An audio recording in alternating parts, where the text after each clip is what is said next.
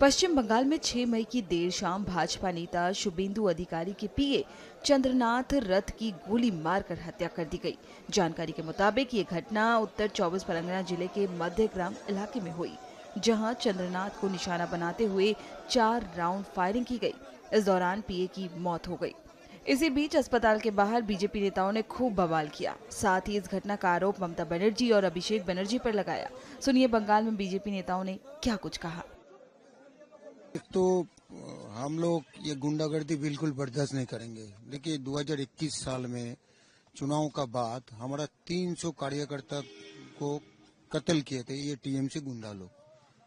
लेकिन हम all India party है, हमारा जो पार्टी का जो हमारा डिसिप्लिन है, हम लोग ये सब बर्दाश्त नहीं करते। हम कार्यकर्ता को निर्देश दे दिया, प्रेसिडेंट ने निर्देश दे दिया, श्रमिक भट्टाचार्य ने, कि आप लोग इस कुछ भी इस जो टीएमसी वाला जो भड़का रहा है उसमें मत जाइए। लेकिन कितना देर तक भाई साहब, कितना देर तक आप सबको रोकेंगे? मैं तो कार्यकर्ता को धन्यवाद कर रहा हूँ कि इतना बुरा स्थिति पश्चिम बंगाल का कर दिया है। देखिए वो सरकार से चला गया, एक के बाद एक बीजेपी कार्यकर्ता के ऊपर फिर भी ये लोग एक आज देखिए चंद्र को कैसे प्री प्लान मर्डर, ये प्री प्लान है, ये प्री प्लान मर्डर किया है। इसका हम लोग प्रशासन और पुलिस को कहा है, ये अगर पाताल में घुसे है तो इनको निकालिए। ये कोई गुंडागर्दी पश्चिम बंगाल में नहीं चलने वाला है। अभिषेक बनर्जी ने ये हत्या करवाई है, अभिषेक बनर्जी ने ये हत्या करवाई है और वो एक मैसेज देना चाहता है कि हम सरकार में भले न हो लेकिन हम तुम्हारे ऊपर भारी हैं। लेकिन वो मूर्ख है, वो हम लोग पर भारी नहीं, इसका जवाब मिलेगा। Police is investigating the matter.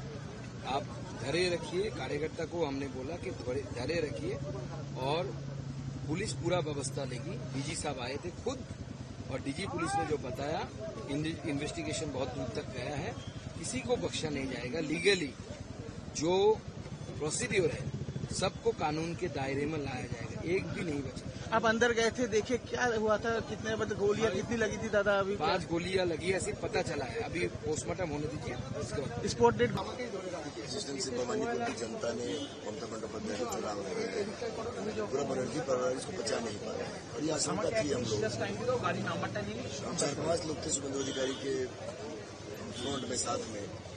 हम निश्चित तौर पर ये कह सकते हैं कि 4-5 लोग किसी पहले से एजेंट थे, मैं था, शुभेंदु अधिकारी जी खुद थे, बैक से चंद्रा का सरकारी स्टाफ थे और हम लोग ऐसा आशंका था। मैं पिछले 3 दिनों से परसों रिजल्ट आने के बाद मैंने कई चैनल पे कहा भी है कि जो हम लोग कई जगह तोड़फोड़ की घटना की शंका हुई, चेतला इलाके में मिला, अलीपुर इलाके में मिला, पाकशेट इलाके में मिला, और सारे तृणमूल के कार्यकर्ता उन्होंने अपने तृणमूल के कार्यालय से ममता बनर्जी को फोटो को देखा, अभिषेक बनर्जी को फोटो को देखा, खुद ही टीका चंदन लगाया, बीजेपी का पट्टा डाला और खुद ही वो बीजेपी ज्वाइन कर लिए। कब क्या किए हम लोग इस बात पर गहन चर्चा भी कर रहे थे। मैं श्रमिक भट्टाचार्य जी को भी बोला था, लीडर पोजिशन को भी मैंने बताया कि यहाँ है। आज मुझसे पूछा गया कि क्या चल रहा है। ऐसा निश्चित तौर पर यह हत्या ममता बनर्जी और अभिषेक बनर्जी का एक बहुत बड़ा प्लान है और उन्होंने बड़ा अच्छा ही बोल रहे थे बच्चे जी।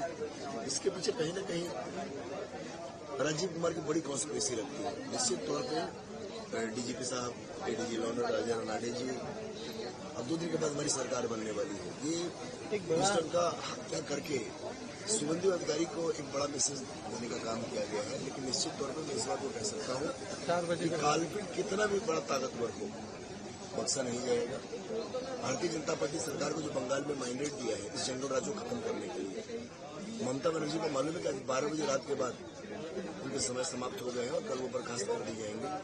9 तारीख को एक नई गवर्नमेंट फॉर्म होगी बंगाल में और जो भी चीफ मिनिस्टर होंगे उनके नेतृत्व में जंगल राज को खत्म करेंगे, तृणमूल खत्म करेंगे। ये जो जिस इलाके में हत्या हुई है इसके ठीक आगे बांग्लादेश का बॉर्डर है। ये बहुत बड़ी कॉन्स्पिरेसी है ये कहीं न कहीं, और ये कालीघाट से पूरी कॉन्स्पिरेसी की गई है। इसमें कुछ बड़े बड़े लोग भी इन्वॉल्व हैं, बड़ी जांच होगी और ये हादसा थमा नहीं है, समझ लें आप। कुछ और भी भवानीपुर के लोगों के ऊपर में, क्योंकि ममता बनर्जी मानसिक रूप से कम्प्लीटली अपने आप को कोलैप्स कर चुके हैं, सोडियम पोटेशियम उनका कम हो चुका है, मानसिक रोगी हो गई है। और वो किसी को भी कुछ भी कर सकती है। रिवेंज कह सकते बिल्कुल बिल्कुल रिवेंज कर सकते हैं, इसको कुछ भी कहा जा सकता है। और ये पूरा का पूरा षड्यंत्र से ये हत्या हुई है।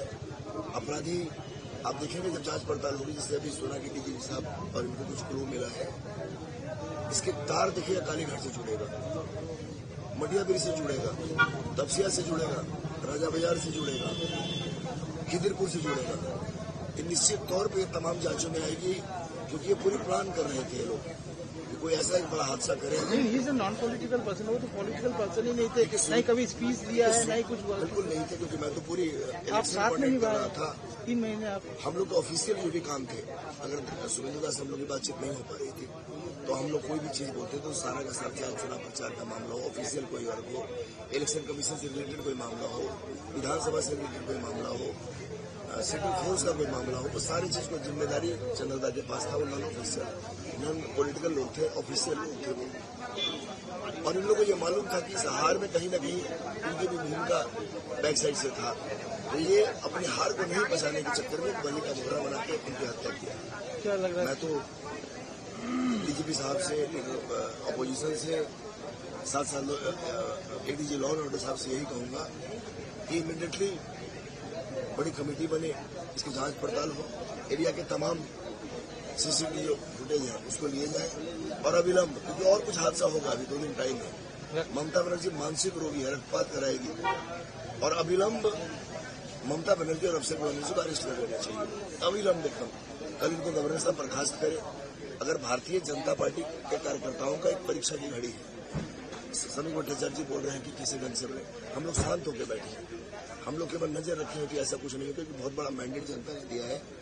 अविलंब ममता बनर्जी को बर्खास्त करे और ममता बनर्जी और अभिषेक बनर्जी को अविलंब अरेस्ट कर लेना चाहिए। जब तक इनको अरेस्ट नहीं करेंगे, ये 2 दिनों में बहुत बड़ी हत्या की राजनीति करवा सकते हैं पूरे बंगाल में।